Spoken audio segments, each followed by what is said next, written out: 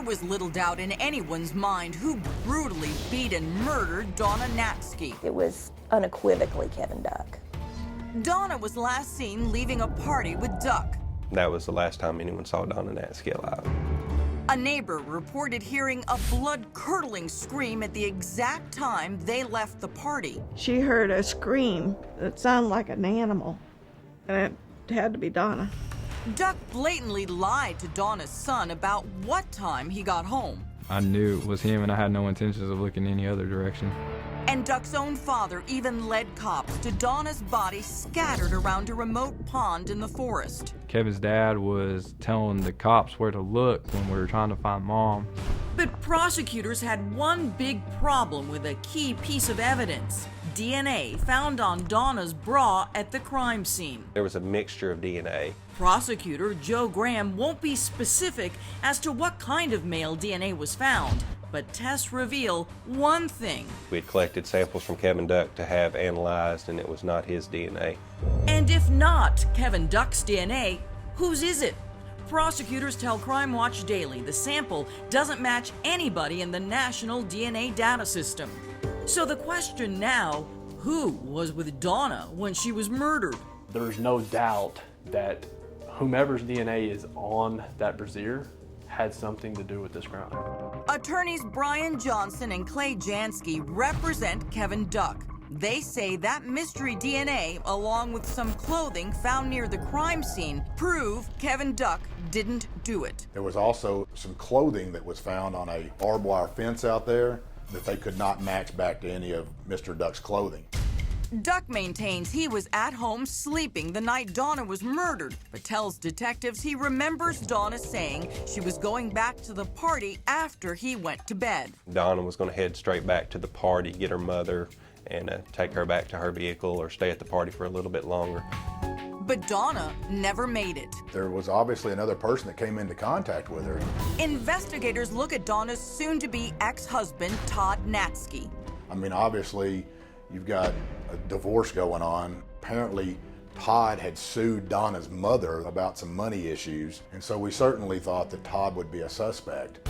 But Todd has an alibi, and it's rock solid. Todd Natzke had a completely airtight alibi. One of their children was with him. His then-girlfriend was with him during all the times that this could have happened. Then Duck makes a jaw-dropping accusation, pointing the finger right at Hot Springs' top cop. Kevin had also heard that the chief of police was having some type of relationship with Dawna Natzke. Remember, Dawna was a police dispatcher and worked with Chief David Flory at the Hot Springs Police Department. We had been approached by a couple of police officers that were under the chief's control and who had said that they believed that there was an affair that was going on. Police Chief Flory vehemently denies the accusation and voluntarily submits his own DNA sample. They did a DNA test and it didn't match.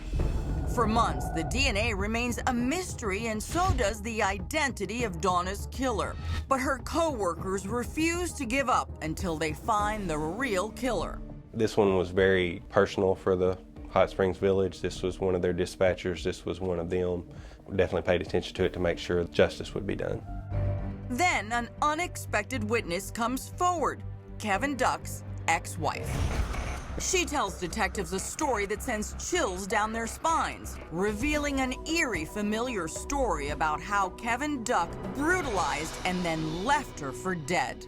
He had beaten her up, taken her out into the middle of the woods, and just left her. Now investigators can't help but wonder if their initial suspicions were correct. All of the signs pointed to Kevin Duck. But could they prove it? They began interviewing anyone and everyone in the timeline from when Dawna had last been seen. One of the people who'd worked with him said they had noticed him checking various things on his work computer, the weather, the Greyhound bus schedule to Canada, a few other things that just struck him as odd. They interviewed the employer for Kevin Duck, who articulated that morning he was supposed to be at work at 8:30. He did not show up until about 10:10 a.m., which was late for him. So where was Duck the morning after Dawna disappeared? On a hunch, cops subpoena cell tower records in the area to track the location of Duck's cell phone during the hours Dawna went missing. The results were not good for Duck. Cell phone analysis showed that he could have been within 200 yards from where the car ended up burned out on the very remote National Forest Road. Shortly thereafter, they located his phone being next to the pond where Dawna Natzke's body was eventually found. Kevin Duck was clearly the person who had killed Dawna Natzke. Cops arrest Kevin Duck for the murder of Dawna Natzke. Kevin Duck was charged with murder in the first degree. The only thing higher in Arkansas is capital murder. But prosecutors know proving the case is going to be difficult. It was a circumstantial case. Nobody saw him do it. We have a neighbor who saw that there was some type of scuttle. Then you have the employer of Kevin Duck. To top it all off, you had these phone records that basically put him in a certain place near Dawna and near her destroyed car at the times when it would have happened. But what they don't have is an answer to that critical question: whose DNA was on Dawna's bra? At the very least, it tells you that somebody else was present there. The real physical evidence of this case points to somebody besides Kevin Duck. Despite the mystery DNA, Kevin Duck is charged with murder. His trial lasts 4 days, and after just 4 hours of deliberation, the jury is back with a verdict. He was found guilty of murder in the first degree. No chance for parole at all. The mystery of the DNA may never be solved. Did somebody help Duck kill Dawna, or was the DNA planted to throw cops off Duck's trail? I think he genuinely feels bad for Dawna Natzke's family, but he's also still maintains that he's innocent of the crime. But Dawna's family doesn't want to hear it. Her sons believe without a doubt it was Kevin Duck who killed their mom and robbed them of a lifetime of memories. I'm gonna have to go through my wedding without my mom. I'm gonna have to go through the birth of my children without my mom. Getting my first big job, telling her like, hey mom, you won't believe what happened, you know. All these milestones throughout my and my brother's lives, she's just not there. She's just gone. And Dawna took a big chunk of her mother's heart with her. It wasn't right because she wasn't supposed to go first. So I really miss her. Always. During the sentencing hearing, Duck's brother testified that Kevin became very violent when he was 7 years old, even faking his own suicide by firing a shotgun in his bedroom. After sentencing, while Duck was being transferred to the jail, the convicted killer told reporters, quote, "I think y'all made a mistake."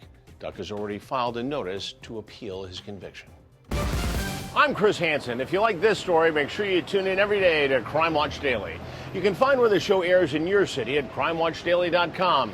Watch it live or record it on your DVR and watch it at night. And to all those criminals out there, remember, we are watching.